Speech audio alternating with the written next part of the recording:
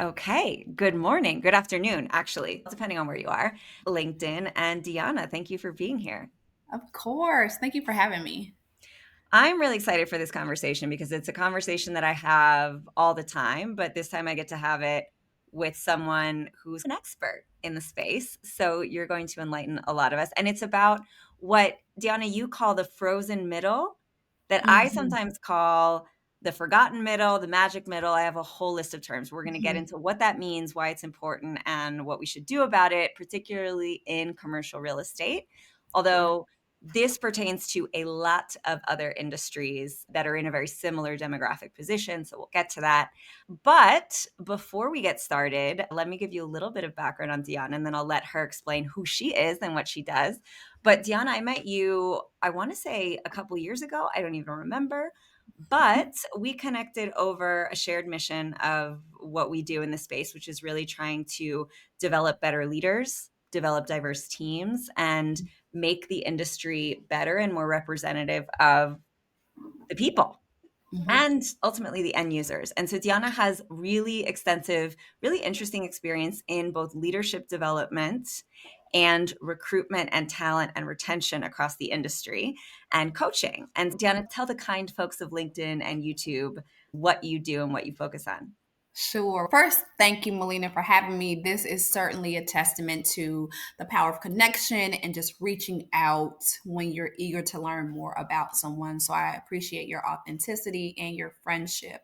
Regarding my background, I have about 14 years of talent acquisition experience by way of talent development, recruiting, onboarding, training hiring managers on the most inclusive practices for the past 3+ years. I've been working as a global consultant where I'm working for various clients by helping them create their strategies within their respective organizations by way of executive coaching, actually creating and building talent strategy to foster development amongst their teams. I was hired as the head of DEI, and in that role, everything was focused through the lens of inclusivity. So even if we throw away the acronym or hide the veggies, as I like to say, that's credit to my toddler for sure. But hiding the veggies means just hiding the concepts, regardless of what we decide to call it. At its core, it's good talent management. And so when I think about the work that I've been doing over the past several years, it's been around fostering great talent management, leadership development, coaching, succession planning, and keeping our clients focused. Yeah, I love it. And I have several friends and colleagues who are in this talent space. And I find that you have really unique perspectives on what's going on in the industry and what's Mhm. coming because you Sure. understand really well what companies are looking for and what they're struggling to find. And Absolutely. you also understand what the talent, as we call it, the people, especially those sort of rising stars who are high in demand, you have a really good understanding of what they're looking for. And so you're able to give those kinds of insights and guidance to company leaders about what they need to do to attract the right people and keep them. So, without further ado, I want to dive into what you call the frozen middle because I think it's a really forgotten missing link in Mhm. commercial real estate that we don't pay attention to. So, what do you mean when you talk about the frozen middle? Sure. So the frozen middle is this space that sits between junior talent, which a lot of times we do a lot of investment in junior talent by way of internships, sometimes as early as high school, certainly in college. There's all sorts of analyst programs and rotational programs that really focus on getting junior talent onboarded into an organization. And then when you think about the executive level, that's the top. So they have the bird's eye view, they cast the vision, and that case cascades down through the rest of the organization. But what happens is it's frozen in the middle. So that middle piece, those are the managers that are, let's say, leading teams, but they're caught between strategy and execution. Some of them may not be leading teams, but want to have direct reports. They may want promotion, but still need that additional support, that motivation. A lot of times, that's the area in which there's a lot of fatigue, there's risk of burnout, there's lack of development and or recognition because they're wanting to support executive orders that are happening within their organization or executive requests coming down from the top, but also need to focus on developing and maybe mentoring junior talent. So they often get lost in the shuffle and hence being frozen in the middle. And it's so interesting because that middle is so crucial. So I completely agree. And what I see and what I felt being in that frozen middle is yes, there are lots of resources and attention put on both ends, right? Senior leaders that get coaching, that get the support, that can go out and get Mhm. a coach if they need. And then super juniors that I think the industry has done a really great job over the past 10 years or so of investing more time and resources in building the bottom of the pipeline, right? Bringing more Mhm. people into commercial real estate, college recruitment, things like that. But in the middle, we're not really doing anything. And what company Mhm. leaders do is they look and they say they're a little too junior to invest in a coach. So we're not really going to do that. They're too senior for some of the pre existing programs that are out there that are really effective with the early career folks. At the same time, like you said, they're the ones stepping into these expanded roles. They're usually being promoted up, they're taking on new responsibilities and they're Mhm. not only managing down, but they're managing up, right? So they're in that Mhm. middle. And that's when they Mhm. need the most support. And they're not getting it. They're not. And a lot of times, those roles that they're stepping up into, like those duties that they want to do to kind of show their capability, that's not what they're being measured against when it comes to performance review time. So that's Mhm. more work added to their plate to show that they Yeah. have the capacity, Yeah. yet not necessarily a part of their role. So they're not Yeah. compensated for their extra effort, which then, of course, continues to add to that burnout. And I think the burnout risk is huge with that tier because it's also, we're talking about usually a stage of life where folks are starting to have families, they may be having Mhm. kids. It's a particular age bracket and stage of life generally where people are taking on more responsibilities inside and outside of work. And then on top Mhm. of that, you're talking about expanded roles the first time you're managing one person or teams, and it's stressful, especially when you're not supported. And so I see the risk of burnout really rise at that level of the organization. And it's interesting because about 2 weeks ago, Gallup just came out with their annual state of the workplace report. And I Mhm. always love reading this because it's really good data on the state of not just the workplace, but us as employees. And what they found is that the rate of burnout and dissatisfaction with jobs dropped across the board, but dropped the most with middle managers. They saw a massive drop in engagement and job satisfaction with what you call the frozen middle. And Yeah. so and I see it in commercial real estate. I see a lot of frustration in that tier two. Is that something that you see in your day to day? Absolutely. And that burnout, that stress, that exodus of that frozen middle, that's starting to also cascade down at the junior level. So I've seen that as well. I've seen clients start to shift from just having, let's say, a 3 year analyst rotational program. Junior talent is starting to expand and use their voices as well. They want to see other parts of the business. So maybe there needs to be 6 month rotation or they're leaving when they're dissatisfied. So just like we see visions or things that are not so pleasant cascade down from executive to middle, it's happening from middle to junior, which then takes away from the pipeline. And so that makes succession planning more difficult. So it's best to handle where we're frozen to ensure that it fosters a better work environment overall. Yeah, and there's this other stat that I read about a year ago that I always found really compelling, which is that our relationship with our managers account for about 70% of our job satisfaction. And so when Absolutely. we have managers, especially middle managers, who are the ones not only managing most of the teams, but also managing most of the execution of, as you mentioned, the sort of strategies and mandates that are coming from above, when that middle tier that's so critical to the firm and to the business is unhappy, dissatisfied, and overworked, it affects everything. It It affects the does. people and it affects the business.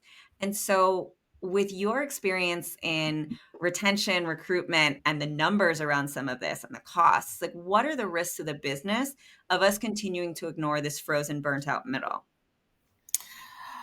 The risk is certainly poor retention rates, lack of pipeline, inability to properly succession plan, and also falling behind on cascading business objectives and vision that need to be done. So we will ultimately see it on the bottom line. Mhm. Talent isn't necessarily one of those things that are the first to be invested in within an organization. So while it's maybe lower on the list of priorities for many organizations, it's going to cost more to not focus in that area, not just by being frozen in the middle, but losing that junior talent adds more to that frozen middle because you have some that will leave voluntarily, but some will stay and try to work through it. Ultimately, their performance is being hindered and they're not able to expand or drive as much impact as they would like. But for companies, especially right now in this market, that are up against pretty hefty revenue goals or really hefty performance focuses, it's going to be really important to ensure that you have the workforce there to see that work through. Yeah, that's such a good point. There is this immediate term impact of cost, right? When someone in the middle leaves, they typically have at least several years with the firm. So that's institutional knowledge and Mhm. relationships that you lose. And then the cost of retention and recruitment, right? When you have turnover like that, I've spoken to several sort of recruiters in the industry, and they tell me that it can be as much as one or two or three times the annual salary of that person to Yes. replace them. And that counts as lost productivity as you're having to redistribute the work, train someone up, go and find someone, which sometimes requires Mhm. outside recruiters, which is also expensive. And then the Yes. lost productivity and the time it takes for that person to then get up to speed with the role and the organization. So it's so interesting that we talk about leaders that say, "Oh, I'm not going to invest in sending this person to this conference or sending this person to this leadership course," when the cost of losing them is 20 times what the cost of that course is. Yeah. Yeah. You'd be surprised. You'd be surprised. Just think the stalling of a vision that takes so much time and manpower to create, that unexpected loss of talent that leaves a huge gap in your workforce, just make the investment upfront. Yeah. It'll cost you so much less. Because again, then that same issue is then being seen in other facets of your organization. Yeah, and let's talk about what those investments are, because when we say investments, everyone's probably going, I don't have money, I don't have budget. But when we talk Yeah, about investments in the frozen middle, I think you and I are both talking about investments that are not just financial. We're talking about investments in attention, in sure. mentoring, in cultivating, right? In sitting down Mhm. and asking this frozen middle, how are you doing? What do you need? What are you missing to do your job well? Can you talk about, because you work a lot with companies in cultivating that middle, what do you see as really effective ways to invest in that middle, be it financial or otherwise? Sure. You'd be surprised how far a conversation goes. Just a simple, how is it going? You'd be surprised how valuable that conversation is. I have coached clients and they've shared things with me in the first 15 minutes of our conversation that they've not been able to say through their 10 years within their organization of where they're working. And that's one of the powers of coaching is you have the ability to really unlock the needs of your client that they haven't been able to share anywhere else in a very safe and confidential space. But the providing that clarity, getting clarity, gaining clarity costs nothing but time. And that's a top priority. Getting an understanding of not just what success looks like for that organization, but what success looks like for that employee. Getting a clear understanding about what that employee's priorities are. What are their pain points? If Mhm. they could have it their way, what would be the type of investment, time, or resources needed? And if their requests are not something that can be given at that time, it does allow that manager or that leader to set realistic expectations so they're not just wondering and suffering through the time. So again, it goes back to clarity by way of communication. Another thing is offering them the permission and space to lead. I'm focusing on the things that really don't cost because I do Mm, understand certain budget constraints. So we talked about clarity and communication, but also the permission and space to lead. When it's time for that middle manager to spread their wings, give them the opportunity to have some decision making authority and trust that if this employee has been there for you, they have been doing what needs to be done, they perform well, allow them to lead because they're going to lead by way of needs of the organization because of their loyalty, because of their capability. And then also to your original point, Melina, around mentorship, also I'll add in sponsorship, the need to be connected with their peers and also senior leadership to understanding the larger picture.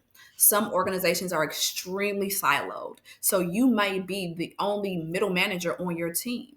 Working for an organization that ensures that you have that sort of collaboration or connection beyond just who you can see is so important. mhm. And if that doesn't exist within an organization, then maybe that executive leader can connect them with someone else in their network to ensure that they have the support that they need. That's you Mhm. showing that you care. That's you giving investment of your resources, of your network. You're utilizing your accessibility for the betterment of your team. That shows that you care. Yeah. There are so many gems in all three of the pieces of advice you just gave, the guidance that are all super practical and concrete. And I want to revisit some of the key Sure. points. I think the first one on have the conversation and have it often. There's some really interesting stats out there. I've been very stat heavy today. I don't know why I all the love data it. is I top love it. of All about mind. the data. We love a data point. There's an incredibly low percentage of employees that actually get regular feedback from and with their managers. And I get it because it's uncomfortable, right? Mhm, Like I've lost mhm. sleep the night before having to give feedback or if you just it's uncomfortable. But if you can establish a system where you have these sort of more comfortable informal conversations on a more regular basis as you build up a relationship with your manager or with your direct reports, it really facilitates exactly what you're talking about, open communication around what you need, what's working, what's not working. And so it doesn't become this really tense formal conversation of these are all the things that I need, these are all the things you're not doing. It doesn't become like that when you can get Yes. into the habit as a leader, as a manager, of having regular conversations to keep your finger on the pulse of what your people are feeling. I think one of the one of the telltale signs is, when someone leaves and everyone's blindsided and they go, "What? I had no Mhm, idea you were unhappy. Why didn't mhm. you have an idea that this person was unhappy or Exactly. looking?" Right? Exactly. Establish regular communication. And I think one of the other things that holds leaders back from having those conversations is a fear that they're not going to be able to give the person what they need or what they want. Now, you may be afraid of sitting down and talking to your direct report and saying, "Hey, what are some things I can do to help you? What do you need?" And they give you a list of things that you can't give. Maybe it's you can't give a title raise right now. You can't give a financial raise. You Mhm, can't give a title change. You can't promise budget for this, that, or the other. You can't promise mhm. them a spot in another team. And so you don't ask the question.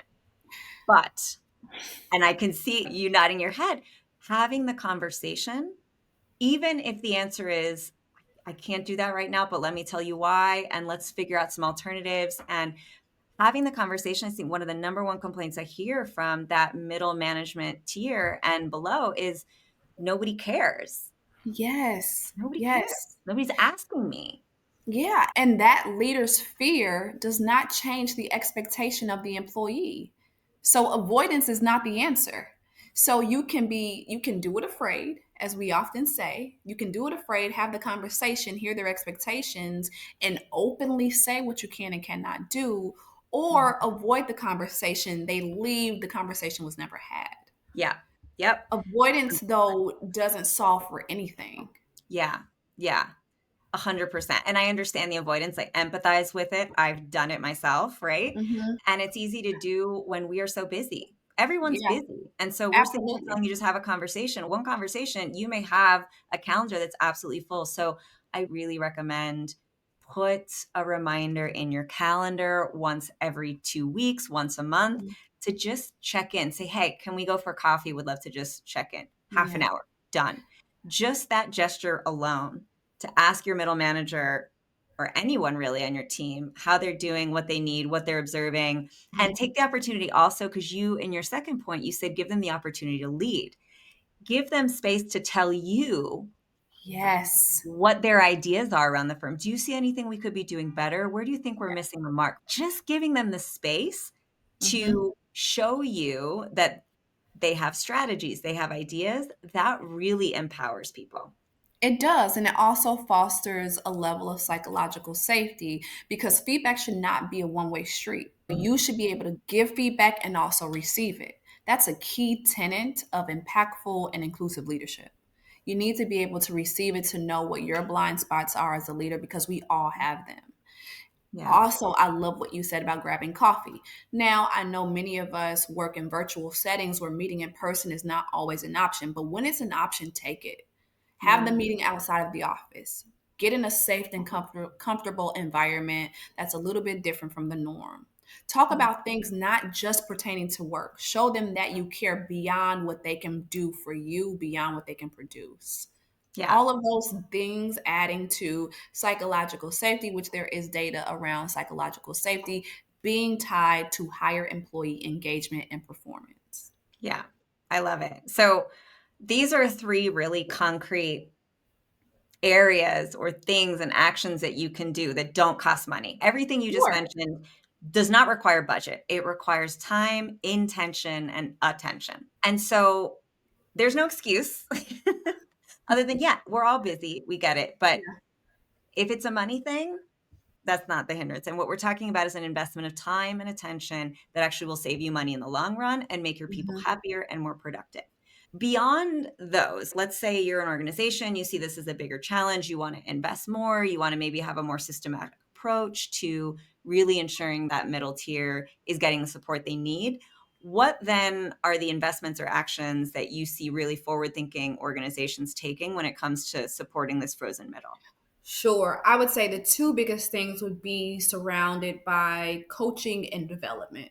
And not Mhm. just for technical skills, but also for things like managing ambiguity, giving feedback, asking for feedback, influence without authority, and just overall leadership amongst their Mhm. peers, amongst their direct reports. Now, there are a lot of leadership programs out there, whether they're focused on various forms of affinity, or maybe they're focused on one specific role or within the real estate space. But coaching is a way to offer that safe space for your leader to have a conversation one on one. And there's different types of coaching. You can do it on a cohort basis, you can do it on a one on one basis, but investing back in your talent, especially in spaces where companies have low turnover. So they don't even have a way to get promoted. There's no role that exists in them. It says, to that employee, I know we don't have a new position for you now, but in the meantime, we still want to make sure that your skills are refined. We still want to make sure that you're elevating. We still want to continue to invest in you in that way.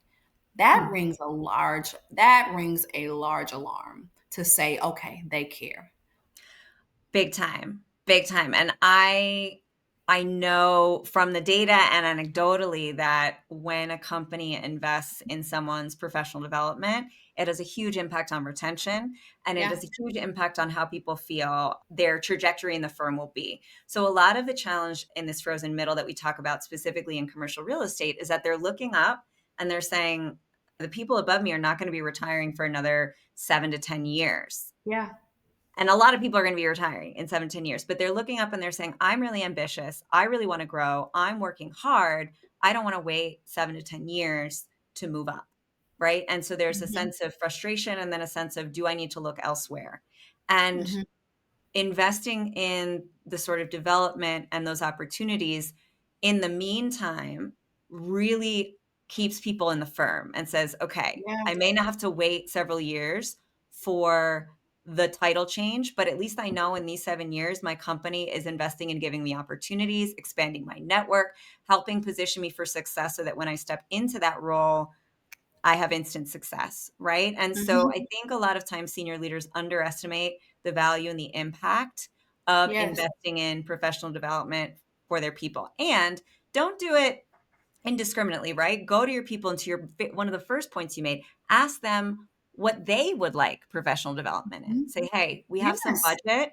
I'd love to set aside, as we approach budget season, I'd love to set aside some budget and advocate for you. What Yeah. areas would you really love to develop? Because maybe it's something around AI. Maybe it's something around management and Absolutely. leadership training. Maybe it's something Yeah. around public speaking, right? Ask them, what is it that you would be interested in learning more about? How can we support you in your growth? Yeah. So one tough question I'm going to ask you, because I hear this sometimes from senior leaders when you say invest in their professional development, and they say, but I don't want to invest a ton of money in someone's development if they're just going to go take all those skills that I paid for and they go and they leave and take it to another firm. What do you say to that? You don't have control over what your people do. What? I hear that a lot. I hear exactly. I don't have control over them. What do you mean? They're mine. We heard that a lot, I would say, in 2020 when there was a huge Mm, investment. People were doing skip level promotions. There was a rise in so much of the ethnic diversity, gender diversity being moved into leadership roles. What if we invest all this money in them or put them in this position and they take these skills and then they leave? You have still made an impact in the industry. And a lot of that has to do with fostering trust and the real reason behind why you're doing it. So when you evaluate that risk, it's the risk to do it after fostering trust and relationship that they will stay until it's time, or you can not do anything and lose them and wish you had made that investment. We mm, be realistic about what talent looks like and what the average tenure is. It is unrealistic to expect that because you've invested in said employee that they're going to stay at your firm 10 to 15 years. We aren't seeing mm, those sorts of tenure anymore right now. That's mm. one aspect of it. Another thing is work with your comfort level. We're going to go back to conversation. There are levels to investment, just like in anything else. If you're not quite ready to invest in a 6 to 12-month coaching program, maybe you're investing in a course, maybe you're investing in a certification, maybe you're investing in a conference attendance, things that allow them to then go and broaden their own network, but it may be more financially suitable for that organization. One of the rules of thumb personally is you shouldn't loan out more than you're willing to lose. So it can't always be, what am I going to get? What am I going to get? The ROI is that employee has already been there working. They asked for it, you offered it, you hired them, you have proof that they have performed up to your standards, they have met and or exceeded your expectations. Mhm. So Yeah. that goes back to that humility as a leader. There will be some things that are out of all of our control. But if we focus on that and not do anything, where will we be? Yeah, and I think we also underestimate people who make that assumption of, why am I gonna invest in someone if they might just take that investment and leave? It's a little short-sighted, because in our industry, as anyone who's in the industry will recognize when I say this, it's a small, tight space. It is. And Treat your how people you well. exactly. And how you treat your employees and how you cultivate them and how you invest in them is also how you treat your clients, your customers, because those employees that you have can end up being a decision maker at a client firm, Yep.